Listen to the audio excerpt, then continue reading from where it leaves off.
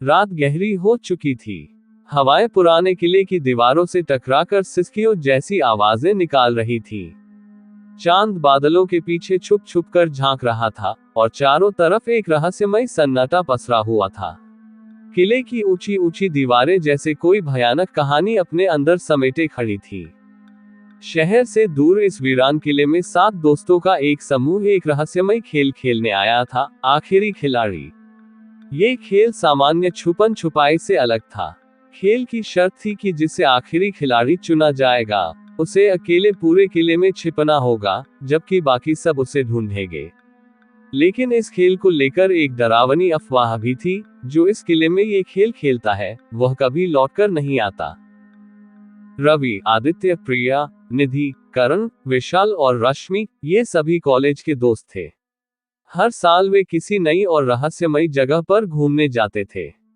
इस बार उन्होंने तय किया कि वे इस किले में एक रात बिताएंगे और आखिरी खिलाड़ी खेलेंगे। रवि ने पुरानी किताबों में इस किले के बारे में पढ़ा था। बताया जाता था कि यह किला कई 100 साल पुराना है और यहाँ एक राजकुमारी की आत्मा भटकती है। किंवदंती थी कि राजकुमारी किसी गुप्त सुरंग में छुपी थी, लेकिन वह कभी वापस नहीं आई।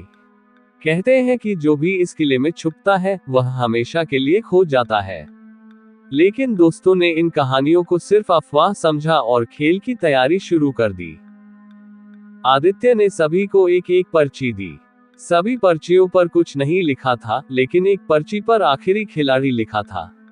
जिसे ये पर्ची मिलेगी, उसे छुपाना होगा। सबने अपनी अपनी पर्चियां खोली। रश्मि के चेहरे पर डर का हल्का सा भाव आया, लेकिन उसने मुस्कुराने की कोशिश की। उसने धीरे से कहा, मेरे पास आखिरी खिलाड़ी है। सबने हंसकर उसे शुभकामनाएं दी। खेल शुरू होने से पहले रश्मि ने मोबाइल की टॉर्च जलाकर किले के अंदर के रास्तों को देखा। किले में कई गहरे गलियारे, टूटे फूटे दरवाजे और सीलन भरी सीढ़ियां थी। तुम सब 5 मिनट बाद मुझे ढूंढने आ सकते हो, रश्मि ने कहा और अंधेरे में खो गई। 5 मिनट बाद सभी दोस्त किले में अलग अलग दिशाओं में रश्मि को ढूंढने निकले। विशाल और निधि एक तरफ गए, रवि और आदित्य दूसरी तरफ, और करण और प्रिया तीसरी दिशा में। धीरे धीरे खेल रोमांचक होता गया।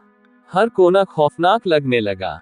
विशाल ने मजाक में कहा, कहीं ऐसा न हो कि हमें 2 रश्मियां मिल जाएं, एक असली और एक। चुप रहो, निधि ने उससे टोका। यहाँ पहले ही अजीब सा माहौल है। किले के अंदर हर कोना रहस्यमय था। टूटी हुई मूर्तियां, पुराने हथियार और फर्श पर बिखरी धूल, सब कुछ अजीब लग रहा था। तभी करण की आवाज आई, मुझे लगता है कि मैंने किसी को देखा। करण और प्रिया एक अंधेरे गलियारे में थे। अचानक उन्हें लगा कि उनके पीछे कोई है। उन्होंने टॉर्च घुमाई, लेकिन वहां कोई नहीं था। ये सिर्फ हमारा भ्रम है, प्रिया ने खुद को समझाने की कोशिश की। लेकिन तभी एक धीमी मगर स्पष्ट फुसफुसाहट सुनाई दी, आखिरी खिलाड़ी। दोनों ठिठक गए। क्या तुमने सुना? करण ने धीरे से पूछा। हाँ, प्रिया की आवाज कांप रही थी। दोनों ने एक दूसरे को देखा और तेजी से बाकी दोस्तों के पास लौटने का फैसला किया। 15 मिनट बीत चुके थे, लेकिन रश्मि कहीं नहीं मिली। रवि और आदित्य भी बिना कुछ पाए लौट आए।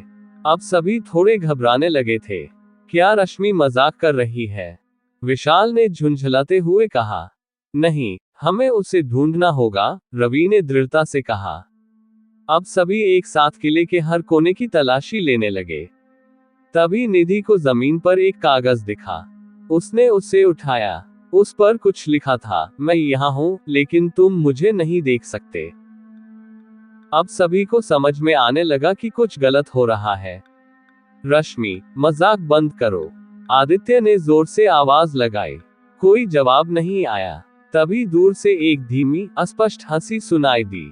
एक ऐसी हंसी जिसे सुनकर रीढ़ की हड्डी में सिहरन दौड़ जाए। अब तक का खेल रोमांचक था, लेकिन अब यह डरावना बन चुका था।